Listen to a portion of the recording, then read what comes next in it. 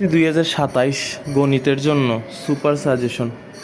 যেমন আমাদেরকে বেছে বেছে পড়তে হবে, সব পড়তে গেলে সমস্যা। যেমন সেট আর বীজগণিত দুইটা মিলে একটা সৃজনশীল আসার সম্ভাবনা খুব বেশি।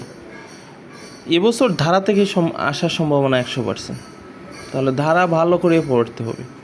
তাহলে এখান থেকে যদি বীজগণিত পার্ট থেকে তাহলে 3টা চ্যাপ্টার যদি ভালো করে পড়তে পারি, যেমন সেট, ধারা এবং লগারিদম, তাহলে একটা আনসার করতে পারলা।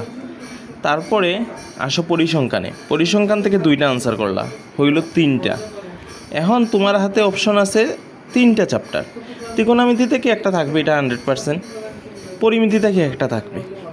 অনেক সময় কি হয়, দূরত্ব উচ্চতা থেকে একটা দিয়ে দেয়। তাহলে তোমার যদি পরিমিতি যদি তোমার স্ট্রং থাকে, তাহলে পরিমিতি আর দূরত্ব আনসার করলা, তাহলে এখান থেকে একটা পাইলা। আর সম্পাদ্য থেকে একটা পাইলা। তাহলে তুমি যদি সেট, দ্বারা, লগারিদম 3টা থেকে পড়ো, তাহলে একটা সৃজনশীল ফুল মার্ক পাবা। এরপরে তুমি যদি পরিমিতি আর দূরত্ব উচ্চতা পড়ো, তাহলে আরেকটা, তাহলে 2টা। পরিসংখ্যান থেকে আনসার করলা 2টা, হইল 4টা। আর সম্পাদ্য থেকে একটা, 5টা।